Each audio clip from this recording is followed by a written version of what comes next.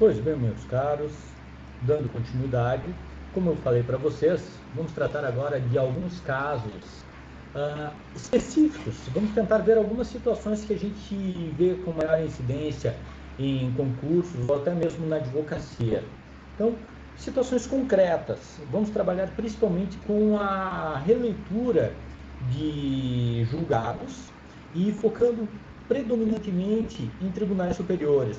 Óbvio que algumas situações são extremamente controvertidas, que não estão pacificadas nem nos tribunais. Há uma predominância de entendimento, por exemplo, no STF, mas não é algo concreto. Então, aqui nós vamos vamos nos deslocar por um caminho delicado, mas que dá uma direção predominante a determinadas situações. Então, primeiro caso que eu quero chamar para vocês, atenção, responsabilidade por atos lícitos. Pessoal, é irrelevante a licitude ou ilicitude do ato lesivo. Basta o quê? Que haja um ato da administração que gere prejuízo ao particular. Há um nexo de causa entre o ato da administração e o ato praticado pela administração pública. Responsabilidade objetiva.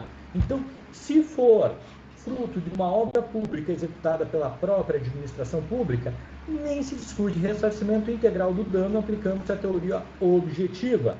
Todavia, é muito comum a administração contratar terceirizadas, enfim, para executar uma obra, um trecho de obra. Então, culpa exclusiva do empreiteiro contratado pelo Estado. É o empreiteiro que detém a responsabilidade primária, devendo ser acionado diretamente pela vítima com a aplicação da teoria subjetiva, respondendo o Estado, consequentemente, em caráter subsidiário. Lembra vocês, não existe a solidariedade subentendida. Solidariedade, ela nasce de previsão legal e a gente tem a subsidiariedade como regra geral no direito administrativo.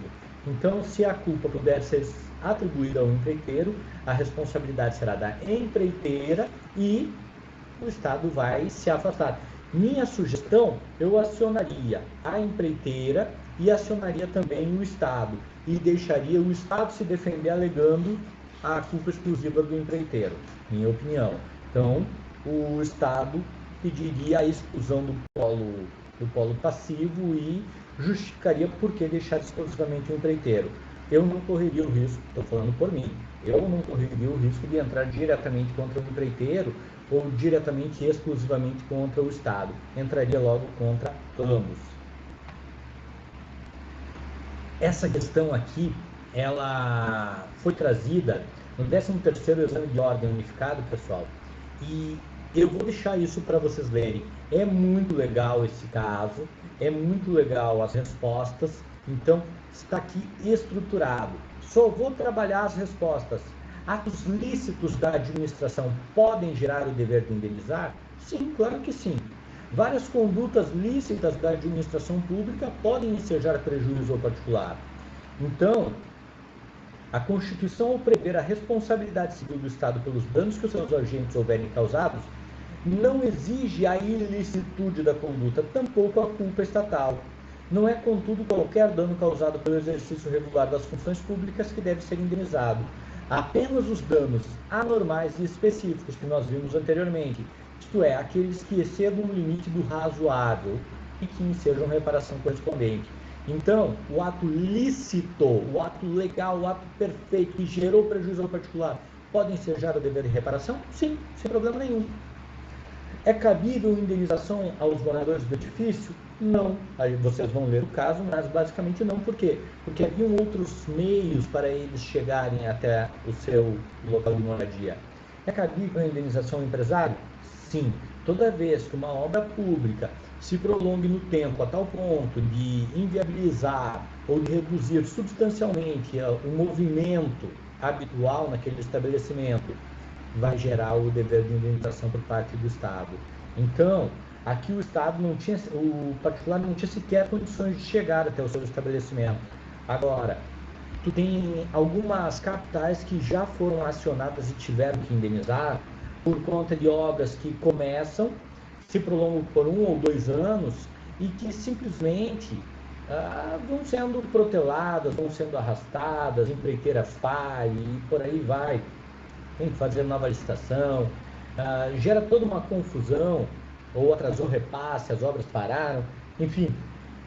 O particular demonstra que ele, até o início da obra, tinha um movimento X, através da sua contabilidade, e que após o início das obras, esse movimento caiu em 50%, 70%, 80%, então, ou até mesmo 100%. Então, a administração poderá sim ser chamada a responder e ser responsabilizada civilmente. Responsabilidade por omissão. A administração deveria fazer, mas se omitiu. Ela deveria ter feito algo, mas deixou de agir. Ela não conseguiu impedir um resultado lesivo por sua omissão, por sua falha. Pessoal, os danos por omissão submetem-se à teoria subjetiva, ou seja, omissão deve haver comprovação de que a administração se omitiu e de que por tal omissão, culpa dela, o particular teve o prejuízo.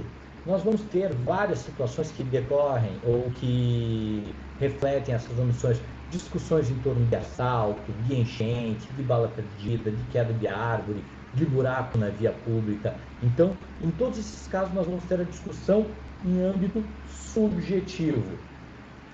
Na omissão dolosa, o agente público encarregado de praticar a conduta decide omitir-se e, por isso, não evita o prejuízo. Imagina, pessoal, aquela situação em que o policial vê o assalto acontecendo, o policial vê o sequestro acontecendo e simplesmente, por temor, ele finge que não viu, ele ignora, deixa acontecer. Então, ele decidiu omitir-se. Já na omissão culposa, a falta de ação do agente público não decorre de sua intenção deliberada, mas da sua negligência. Nós vamos ver questão de sequestro em fuga de preso, decorrente da desídia do agente público que levou o presidiário até um estabelecimento de saúde. Se distraiu e ele acabou cometendo outro ilícito. Então, quer dizer, houve uma omissão? Sim.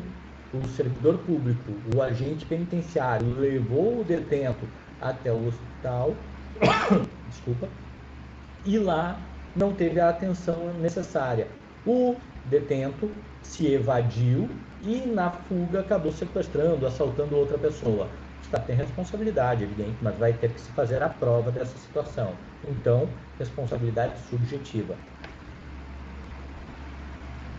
Eu falava para vocês há pouco sobre qualidade, a importância de definirmos a qualidade de agente público.